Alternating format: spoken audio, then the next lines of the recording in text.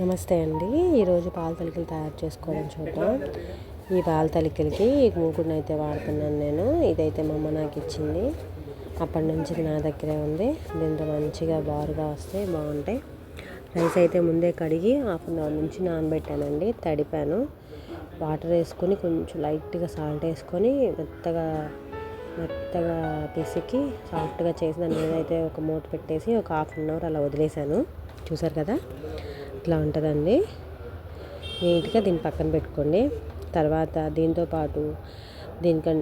పాటు సమానంగా మనము ఒక పొయ్యి మీద ఒక పెద్ద డబరా పెట్టింది చూసారు కదా, ఆ డబరా నిండా నీళ్ళు పోసేసి ఆ నీళ్ళల్లో సగ్గుబియ్యం వేసేసి ఆ సగ్గుబియ్యం అడుగున అంటిపోకుండా సగ్గుబియ్యానికి ముందు కొబ్బరి నూనె రాయాలండి. అది ఆ క్లిప్ మిస్ అయ్యింది. కొబ్బరి నూనె రాసేసి ఆ నీళ్ళల్లో వేసేసి బాగా ఒక హాఫ్ అన్ అవర్ ఇది ఉడుకుతూ ఉంటుంది. అట్ ద సేమ్ టైం పక్కనే రైస్ కూడా పెట్టుకొని రైస్ కూడా పిసుక్కొని మెత్తగా అది పక్కన పెట్టుకోవాలి. అది నానేసరికల్లా సగ్గుబియ్యం ఉడికిపోతాయండి. ఆ తర్వాత దీని మీద మూకుడు పెట్టుకొని కొంచెం హాఫ్ ఉండలుగా పెట్టేసి వేళ్ళతో బాగా లోపలికి అదుముకోవాలి. దీన్ని మరీ లూజ్ చేసుకోకూడదండి. ఇక్కడ కొంచెం నీళ్లు తడుపుకుంటా కొంచెం జల్లుకుంటా కొంచెం సాఫ్ట్ చేసుకుంటా అనాలి. లేకపోతే ఆ తాలికలు ఉన్నాయి కదా, పాల తాలికలు విరిగిపోతాయి. సో అలా విరిగిపోకుండా కొంచెం అలా గట్టిగానే కన్సిస్టెన్సీ జాగ్రత్తగా చూసుకుంటే పాల తాలికలు అనేవి మంచిగా బారుగా వస్తాయండి. చూసారు కదా, మంచిగా ఉంది కదండి. అట్లానే చేయండి. అట్లా మంచిగా చేస్తూ ఉంటే బాగా వస్తాయి. చాలా బాగా కుదురుతుంది. ఎప్పుడు చేసినా ఇది కట్టెల పొయ్యి మీదే చేస్తాము. మీరు కూడా చూడండి. యాక్చువల్గా అయితే అమ్మ కారం మిల్లు ఇంకా పిండి మర అన్నీ స్టార్ట్ చేసింది కదా. సో ఫస్ట్ డే బియ్యం అనేది పట్టింది కదా. ఆ బియ్యంతో ఫస్ట్ టైం పాల తలికలు చేసి అందరికీ చుట్టుపక్కల అందరికీ చిన్న పార్టీలాగే కొంచెం స్వీట్ చేస్తుంది. ఇదిగోండి, పాలైతే ముందే కాసి చల్లార్చి పెట్టుకుంది. పక్కన బెల్లం కూడా రెడీగా ఉంది కదా, దంచి పెట్టుకుంది. అది అయితే నల్ల బెల్లమే, ఆర్గానికే. ఇప్పుడు అది చూసారు కదా, ఒకసారి లోపల పాల తలికలు విరిగినాయో లేవో చూడండి.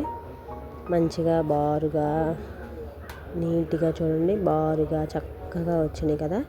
అది కూడా చూడండి ఎంత చక్కగా ఎంత బారుగా వచ్చినాయో, పర్ఫెక్ట్గా వచ్చినాయి. మంచిగా అవి అంటే గట్టిగా తిప్పుకోకుండా స్లోగా తిప్పితే ఎరక్కోకుండా మంచిగా బాగా అనిపిస్తుంది. చూడండి, బాగుంది కదా.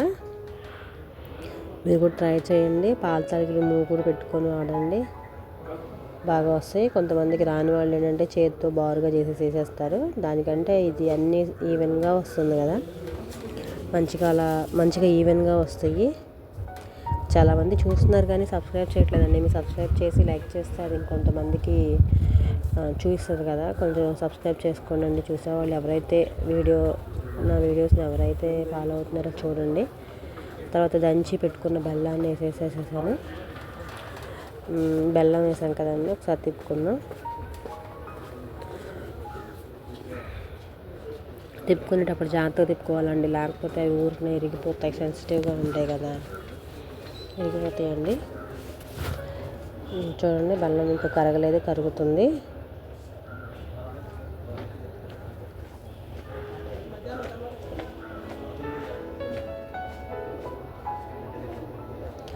చాలామంది చూస్తున్నారు కానీ సబ్స్క్రైబ్ చేసుకోవట్లేదండి. సబ్స్క్రైబ్ చేసుకోండి మా వీడియోస్ని. ఇదిగోండి, కాసి పాలు చల్లార్చాము. అదిగోండి చల్లారిపోయిన పాలు మేగడ కూడా కట్టింది చూడండి.